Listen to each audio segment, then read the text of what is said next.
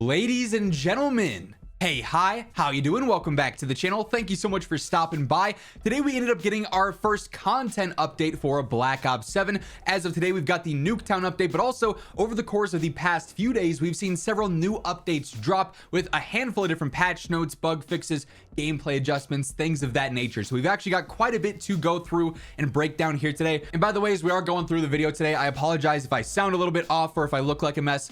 It's because we had to say goodbye to my dog today, so trying to get through it. We still got some work to do. So first up here, we've got the November 16th update, and across here we got a couple of different multiplayer updates, including a new playlist update they addressed a few days back, saying they addressed an issue where selected game modes in the quick play filter could sometimes become inverted if a player dismissed the after action report. So essentially, if you had like hardcore kill confirmed and hardcore hard points, the next game it would select everything but hardcore kill confirmed and hardcore hard points. So bit of a weird one there, but that was resolved. They also addressed an issue that prevented players from easily creating custom loadouts in 6 to 10 slots if Spanish was their selected game language. Really oddly specific one there, but that's also been updated. They included various crash instability updates. This is one we might see a dozen times in the patch notes here today. And then in Zombies a few days back on Ashes, they closed multiple exploits that allowed players to avoid targeting from enemies and added various stability updates there as well. We then saw another new update go live on November 18th with a handful of changes here. Obviously, all these little bit more minor updates focused around some stability stuff, random bugs and glitches. Nothing too crazy that was fully necessary for its own dedicated video, but now we can go through and just cover everything, you know? So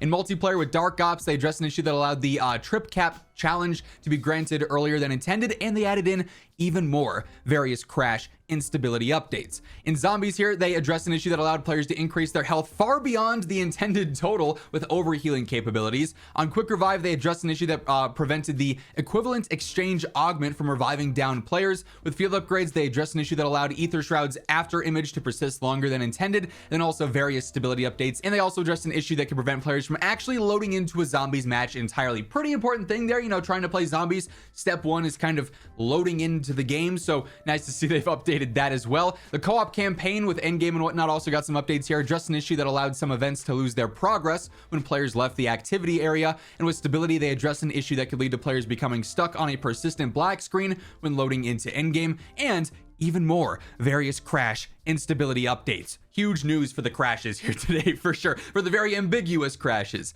And then we also got new updates on November 19th as well. So with some global updates here, they did address an issue that prevented daily challenges from resetting when you entered a new prestige. So when you go through a new prestige, your challenges are supposed to hard reset. They weren't doing that, so they did go through and they adjusted that. Then we've got even more multiplayer and Zombies updates here. Keep in mind, as we're going through all the various patch notes, all the changes that are live as of the past few days, and then also today as well. If you guys enjoy the video, a like rating is always seriously appreciated. And if you're new to the channel, you want to ensure you're always in the know for everything going on in COD, be sure to hit that subscribe button and turn on those post notifications. Now in multiplayer here, this one has had a lot of people talking on the XR3 Ion, the burst sniper, probably my least favorite gun in the game. All the military camos are now require headshots instead of one shots. So previously it was a 81 shot kill requirement to get your military camos done. Now it's 80 headshots. So you can complete that in core a little bit easier. I'm not gonna lie, I think the one shot challenge was easier, just going over into hardcore, just getting 80 kills in general. That was really straightforward. Headshots are probably going to be a little bit more tedious now for players. With maps, they addressed some locations where players could get into unintended locations on Scar, Flagship, Colossus, Hijacked, and Toshin. On the UI, they addressed some issues where overclocks were listed in the wrong order, and then also where some operators were listed as inactive, and even more various crash instability updates. In Zombies, they addressed an issue that prevented progress from being registered during a jump pad related TED task, then also an issue that could cause players to receive the action hero calling card before you actually earned it. With UI, they addressed some timing specific issues that caused players to become stuck in the lobby at times, an issue that caused specific blueprints to revert to the base weapon loadout, then also addressed an issue that caused menu overlap for vehicle controls on the TAC map. They fixed a couple of challenges here where some mastery camo challenge requirements were 3 times larger than intended, then also an issue that prevented progress on the mutilate camo challenge. In Dead Ops Arcade, they aligned damage for all the ray gun tiers, then also addressed an issue where the death machine was stronger than intended, and even more crashing and stability updates. And then in co-op campaign, addressed an issue where exfilling with players outside of your squad while missing teammates could remove the remaining players in the game, and then also an issue that could prevent players from picking up a key card during the escalation mission, and even more crashing instability updates. So whole lot of patch notes here that have gone live over the past few days. We also got a really interesting surprise update from Treyarch late yesterday where they announced this. We've seen an awesome response to Endgame from players who have been dropping in, so we're making it available to everyone starting Friday, November 21st. So tomorrow, we're going to see another new update drop that gives Endgame to everyone for free. Previously, you had to go through and play the campaign, and if you did that like I did, I'm so sorry for those 5 to 6 hours you won't get back, because that was not a great experience. I think that's probably why they're doing this so fast. They realize there's a lot of negative talk about the campaign so far, and that's probably going to turn players away from playing the campaign to access Endgame, even if they want to play Endgame. So they're making this free for everyone who owns Black Ops 7. You're not going to have to play the campaign. It's completely available there. Team up with other players to complete objectives, increase your power, earn new camos, so on and so forth. If you've already completed the co-op campaign to unlock Endgame, we're going to send you some additional rewards. Players who have already gained access to Endgame before it's unlocked for everyone on Friday are going to get 3 1-hour double level XP tokens, 3 1-hour double weapon XP tokens, 3 1-hour double battle pass tokens, and 3 perkaholic gobblegums. Almost as many tokens as hours I spent, unfortunately, playing that campaign. These are on top of the unique rewards you can already earn, as well as global XP and dedicated camo track. So you can obviously earn these as well with different blueprints there, some XP rewards as well. So you can jump into Avalon, you can jump into Endgame without having to play the campaign whatsoever starting tomorrow. Now, as of today, we do have a new update live in-game, actually, that you can now see. So it has to do with Nuketown, of course, a classic Black Ops map. We knew it was coming back as of today.